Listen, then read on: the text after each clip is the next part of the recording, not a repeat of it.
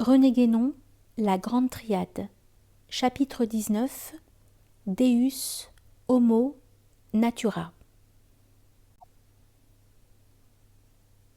Nous comparons encore à la Grande Triade extrême-orientale un autre ternaire, qui appartient originairement aux conceptions traditionnelles occidentales, telles qu'elles existaient au Moyen-Âge, et qui est d'ailleurs connu même dans l'ordre exotérique et simplement philosophique.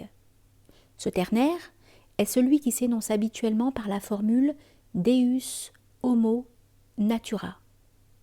On voit généralement dans ces trois termes les objets auxquels peuvent être rapportées les différentes connaissances que, dans le langage de la tradition hindoue, on appellerait non suprême, c'est-à-dire en somme tout ce qui n'est pas la connaissance métaphysique pure et transcendante. Ici, le terme moyen, c'est-à-dire l'homme, est manifestement le même que dans la Grande Triade. Mais il nous faut voir de quelle façon et dans quelle mesure les deux autres termes, désignés comme Dieu et la nature, correspondent respectivement au ciel et à la terre. Il faut bien remarquer tout d'abord que Dieu, dans ce cas, ne peut être envisagé comme le principe, tel qu'il est en soi, car celui-ci, étant au-delà de toute distinction, ne peut entrer en corrélation avec quoi que ce soit. Et la façon dont le ternaire se présente implique une certaine corrélation, et même une sorte de complémentarisme entre Dieu et la nature. Il s'agit donc nécessairement d'un point de vue que l'on peut dire plutôt immanent que transcendant, par rapport au cosmos, dont ces deux termes sont comme les deux pôles qui, même s'ils sont en dehors de la manifestation, ne peuvent cependant être considérés distinctement que du point de vue de celle-ci. D'ailleurs, dans cet ensemble de connaissances qu'on désignait par le terme général de philosophie, suivant l'acception ancienne de ce mot, Dieu était seulement l'objet de ce qu'on appelait théologie rationnelle, pour la distinguer de la théologie révélée, qui, à la vérité, est bien encore non suprême, mais qui du moins représente la connaissance du principe dans l'ordre exotérique, et spécifiquement religieux, c'est-à-dire dans la mesure où elle est possible en tenant compte à la fois des limites inhérentes au domaine correspondant et des formes spéciales d'expression dont la vérité doit se revêtir pour s'adapter à ce point de vue particulier. Or, ce qui est rationnel, c'est-à-dire ce qui ne relève que de l'exercice des facultés individuelles humaines, ne saurait évidemment atteindre en aucune façon le principe même, et ne peut, dans les conditions les plus favorables, saisir que son rapport avec le cosmos. Petite note. Ces conditions, qu'on dit favorables, sont réalisées lorsqu'il s'agit d'un exotérisme traditionnel authentique, par opposition aux conceptions purement profanes telles que celles de la philosophie moderne. D'autre part, le rapport de subordination du cosmos à l'égard du principe, bien entendu, et non par rapport de corrélation. Il importe de le remarquer pour éviter jusqu'à la moindre apparence de contradiction avec ce que nous avons dit un peu plus haut. Je reprends. Le rapport de subordination du cosmos à l'égard du principe, bien entendu, et non par rapport de corrélation. Fin de la note. Dès lors, il est facile de voir que sous la réserve de la différence des points de vue dont il y a toujours lieu de tenir compte en pareil cas, ceci coïncide précisément avec ce qui est désigné comme le ciel par la tradition extrême-orientale, puisque de l'univers manifesté, le principe, selon celle-ci, ne peut être atteint d'une certaine façon que par et à travers le ciel, car le ciel est l'instrument du principe. Petite note.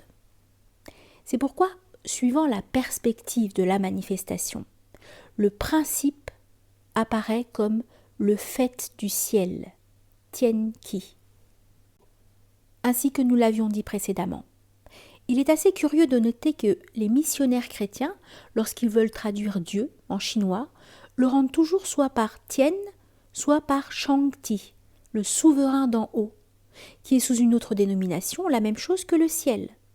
Cela semblerait indiquer probablement, sans qu'ils en aient clairement conscience, que pour eux, Le point de vue théologique lui-même, au sens le plus propre et le plus complet de ce mot, ne va pas réellement jusqu'au principe.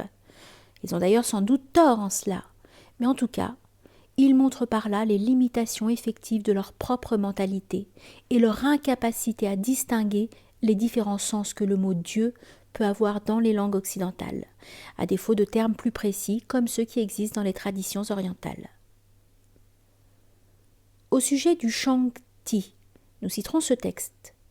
Ciel et souverain, c'est tout un. On dit ciel quand on parle de son être, on dit souverain quand on parle de son gouvernement. Son être étant immense, on l'appelle splendide ciel. Le siège de son gouvernement étant haut, on l'appelle sublime souverain. Commentaire de Chew Lee. Fin de la note. D'autre part, si l'on entend la nature dans son sens premier, c'est-à-dire comme la nature primordiale et indifférenciée, qui est la racine de toute chose, la Mula Prakriti de la tradition hindoue, il va de soi qu'elle s'identifie à la terre de la tradition extrême orientale. Mais ce qui apporte ici une complication, c'est que quand on parle de la nature comme objet de connaissance, on la prend d'ordinaire en un sens moins strict et plus étendu que celui-là.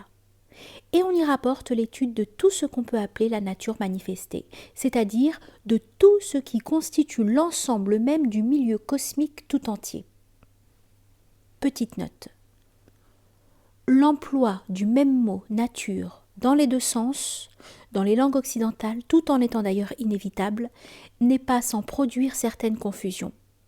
En arabe, la nature primordiale est al-fitra, tandis que la nature manifestée est at-tabiya. Fin de la note. Fin de la note. On pourrait justifier cette extension jusqu'à un certain point en disant que cette nature est envisagée alors sous l'aspect substantiel plutôt que sous l'aspect essentiel, ou, comme dans le Sankhya hindou, les choses y sont regardées proprement comme les productions de Prakriti, en réservant pour ainsi dire l'influence de Purusha, sans laquelle cependant aucune production ne pourrait être réalisée effectivement, car à partir de la seule puissance pure, rien ne saurait évidemment passer de la puissance à l'acte. Peut-être y a-t-il en effet dans cette façon d'envisager les choses un caractère inhérent au point de vue même de la physique ou philosophie naturelle. Petite note.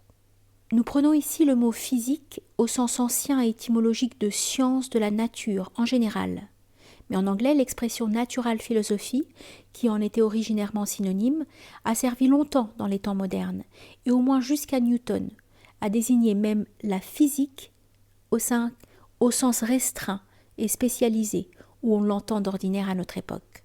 Fin de la note. Pourtant, une justification plus complète peut être tirée de la remarque que l'ensemble du milieu cosmique est regardé comme formant par rapport à l'homme le monde extérieur. En effet, il ne s'agit alors que d'un simple changement de niveau, si l'on peut dire, répondant plus proprement au point de vue humain. Car d'une façon relative tout au moins, tout ce qui est extérieur peut être dit terrestre, de même que tout ce qui est intérieur peut être dit céleste. Nous pouvons encore nous souvenir ici de ce que nous avons exposé au sujet du soufre, du mercure et du sel. Ce qui est divin étant nécessairement intérieur à toute chose, agit par rapport à l'homme à la façon d'un principe sulfureux, tandis que ce qui est naturel, constituant l'ambiance, joue par là même le rôle d'un principe mercuriel, comme nous l'avons expliqué en parlant des rapports de l'être avec le milieu.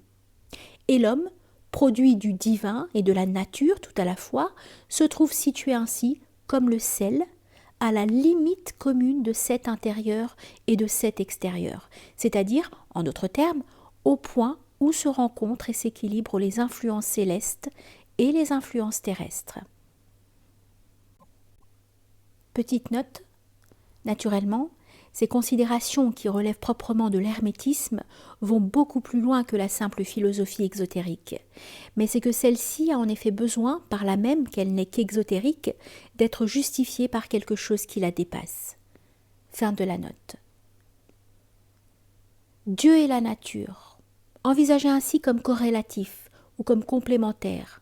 Et bien entendu, il ne faut pas perdre de vue ce que nous avons dit tout d'abord sur la façon limitée dont le terme Dieu doit être entendu ici, afin d'éviter d'une part tout panthéisme et d'autre part toute association au sens du mot arabe shirk. Petite note. C'est en ce sens que Dieu et la nature se trouvent inscrits en quelque sorte symétriquement dans les symboles du 14e degré de la maçonnerie écossaise. Fin de la note. Nous disions que le terme Dieu doit être entendu ici afin d'éviter d'une part tout panthéisme et d'autre part toute association au sens du mot arabe shirk. Apparaissent respectivement comme le principe actif et le principe passif de la manifestation, Dieu et la nature, ou comme l'acte et la puissance, au sens aristotélicien de ces deux termes. Acte pur et puissance pure, par rapport à la totalité de la manifestation universelle.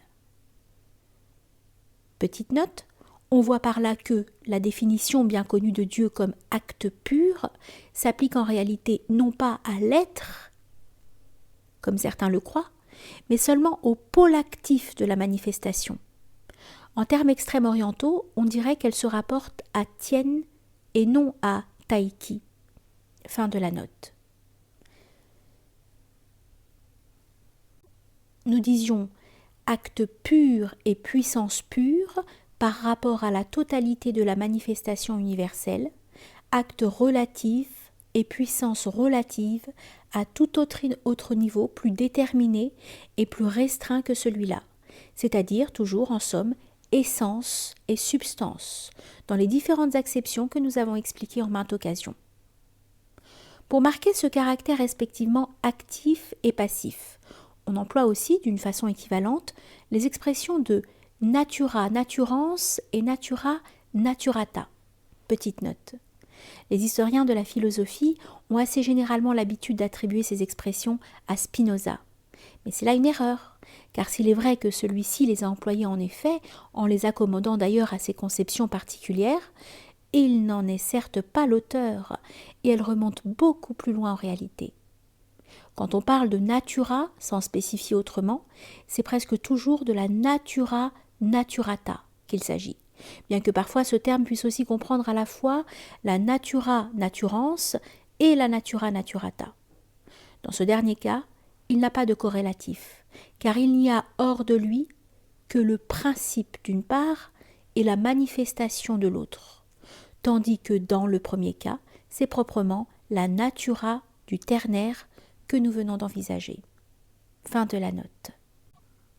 Nous disions, pour marquer ce caractère respectivement actif et passif, on emploie aussi d'une façon équivalente les expressions de natura naturans et natura naturata, dans lesquelles le terme natura, au lieu de ne s'appliquer qu'au principe passif comme précédemment, désigne à la fois et symétriquement les deux principes immédiats du devenir. Petite note. Le mot natura en latin, de même que son équivalent physis en grec, contient essentiellement l'idée de devenir. La nature manifestée est ce qui devient. Les principes dont il s'agit ici sont ce qui fait devenir. Fin de la note.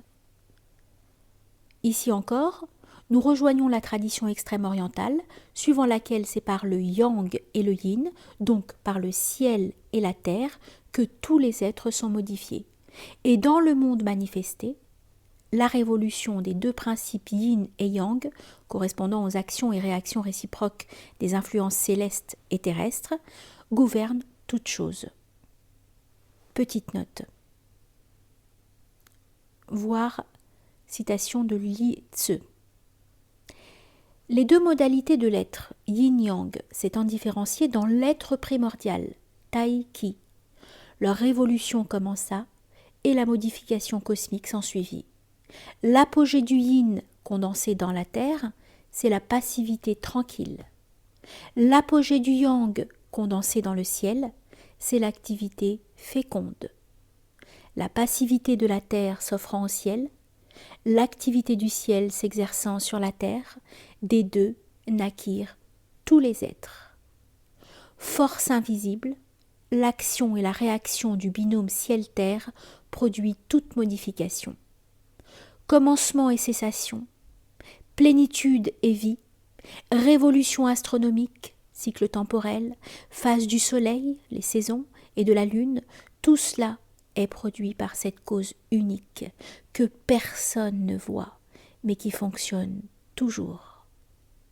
La vie se développe vers un but. La mort est un retour vers un terme. Les genèses et les dissolutions, condensation et dissipation, se succèdent sans cesse, sans qu'on en sache l'origine, sans qu'on en voie le terme. Origine et terme étant l'un et l'autre cachés dans le principe. L'action et la réaction du ciel et de la terre sont l'unique moteur de ce mouvement, qui à travers la série indéfinie des modifications conduit les êtres à la transformation finale, qui les ramène au principe un dont ils sont issus. Petite note, quand nous parlons du vide, il s'agit proprement ici du vide de forme, c'est-à-dire de l'état informel. D'autre part, quand nous parlons de la transformation finale, il s'agit de la sortie du cosmos, à laquelle nous avons fait allusion à propos de l'extrémité du mât dépassant le dais du char. Fin de la note.